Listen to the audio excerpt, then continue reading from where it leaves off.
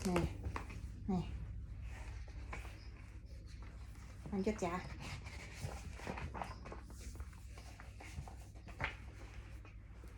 As Arlo began to load corn into the farm's huge silo, he spotted the critter he had set free. It was stealing corn again. Desperate to finish the job his papa had given him, Arlo wrestled with the critter, but as they fought, they tumbled backwards and fell into the river. By the time Arlo came up for air, the river's current had swept him away from the farm. Mama! Mama! He cried, but he was too far away to be heard. Then bam! The little dinosaur banged his head on the rock and he was pulled under the current. Nah, sayang. Nih. Dibawa air. Dibawa air di sungai tuh. Mama, tolong gitu. Nih, Arlo kasihan deh. Habis itu kepentok palanya nih. Lihat nih, kasihan ya. Mamanya nggak dengar, udah kebawa arus sungai, arus air sungai. When Arlo woke up, he had no idea where he was. His head and legs hurt, and he was alone. Just then, he heard a strange howl. He looked up, and standing on the cliff top above him was the critter. You! Arlo shouted angrily. This is all your fault. But the critter didn't react. He just calmly sat and watched. Get over here, said Arlo, using his long neck to reach the top of the cliff and gnash his teeth at the boy. The boy did as he was told and jumped onto Arlo's nose. Ah! Screamed Arlo, terrified. Get away! The boy jumped off Arlo's nose and disappeared. With the critters gone, Arlo managed to climb the cliff. At the top, he took a breath and looked around. The wilderness seems endless. There were mountains and forests as far as the eye could see. Where's home? Arlo asked himself. He looked down at the river and suddenly remembered something his papa had said. He could follow the river all the way home. Nih, sayang. Tuh. Arlonya sendirian nih, Samuel. Nih, Dek. Sendirian. Aduh, di mana ya rumahnya? Oh iya, aku lihat ada sungai. Jadi ngikutin sungai deh dia. Nih, sendirian nih Arlonya nih. Ntar Samuel jangan gitu ya. Ntar Samuel ikut mama terus kemana-mana. Jangan sendirian. Masih kecil. Arlo set out on his long walk home along the river. But before long, he started to feel hungry.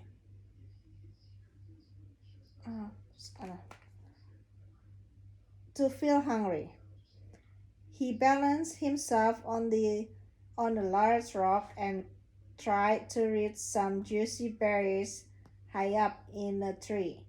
Just then, the rock slipped and Arlo fell. Arlo tried to pick himself up, but realized his foot was stuck between some rocks. No matter how hard he tried, he couldn't free himself. Soon darkness fell. Arlo could hear strange noise all around him. He wasn't safe out here. He curled up into a ball and tried to block out the scary sound of the wilderness. Nih, si Arlo mau makan berry. Sayang, mau makan berry, manjat ke pohon. Kakinya ini kena batu. Nyangkut kakinya di batu ya. Ini ada. Lanjut ya. Nih. The next morning, Arlo woke with a start. For a moment he wasn't sure where he was, then remembered. Then he remembered. He looked down at his foot. It was free. Someone had pushed the rock away and there were tracks in the mud around him. Arlo continued on his way, but it soon began to rain. Arlo decided to build a shelter using twigs and branches. Little forest creatures peeked out of their homes to watch him at work. Arlo, who had never built anything in his life, was sure they were laughing at him. Suddenly, Arlo heard rustling in the bushes. Something was coming towards him. He panted with fear as the creature finally appeared. Nih, nih dek, Arlo-nya bikin ini tutupan biar gak kehujanan. Ada yang bantuin nih, jadinya dia udah nggak nyangkut lagi di batu ya. Iya, udah lepas, udah bebas nggak nyangkut di batu lagi ya. Lihat nih, it was the critter. You again, cried Arlo. Get out of here. The boy looked at Arlo and ran back into the bush. He reappeared a moment later carrying an armful of berries. He dropped them in front of the dinosaur. Arlo was unsure what to do at first, but he was so hungry he couldn't resist. He ate the whole lot. Thank you, said Arlo. I'm still going to squeeze the life out of you. But could you find me some more? Nih dek, nih dibantu nih, ini bocil nih. Bocil nih kayak Samuel nih. Bocilnya udah jago nih, Tarzan nih kayaknya nih mah. Nih, bawa ini nih, berries buat Arlo ya dek. Kelaparan Arlo-nya, kasihan ya dek. Nih. The boy took off into the forest, sniffing the ground. Arlo followed him and soon the boy stopped in his tracks and tapped his foot. He'd found something. Berries! Arlo ran toward the berries, but the boy suddenly jumped in front of him and growled. What's with you? Arlo asked. Crazy critter.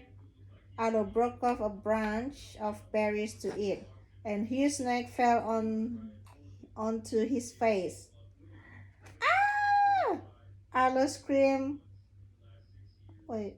flinging the snake to the ground. The snake rose up in front of Arlo, but the boy jumped in front of him once again. As the snake lunged toward him, the boy darted out of the way, then crept up behind the reptile and headbutted it. The snake wriggled away into the forest. Nih dek, dibantuin nih. Nih, sama ini anak kecilnya nih. Ininya ularnya takut sama anak kecilnya. Tuh, ada lagi nih. Arlo was very grateful to the boy for protecting him against the snake. Nih Arlo nih, kasihan ya. Maybe this critter wasn't so bad after all. Hello, came a voice. Arlo jumped at the sound. The boy wasn't bothered. He rummaged in the bush nearby. The voice belonged to the Stegosaurus, who was hidden in the trees. His horns were covered with a lot of tiny forest animals. Nih dek, lihat dek, lucu nih. Nih ada kecil-kecil nih. Ada rabbit, ada burung ya dek. The stranger spoke up again. That boy protected you? Why? I don't know. Arlo stuttered. Said the stranger. I named him. I keep him. He wanted to take the boy for himself. The stranger closed his eyes and began to call out name of the boy. Arlo joined in, realizing he didn't want to lose his companion. Screw it! Arlo called, but the boy ignored him. Then he tried again. Spot! The boy turned around, looked at Arlo, and ran over to him. He is named, said the Styracosaurus. The creature will keep you safe. Don't ever lose him.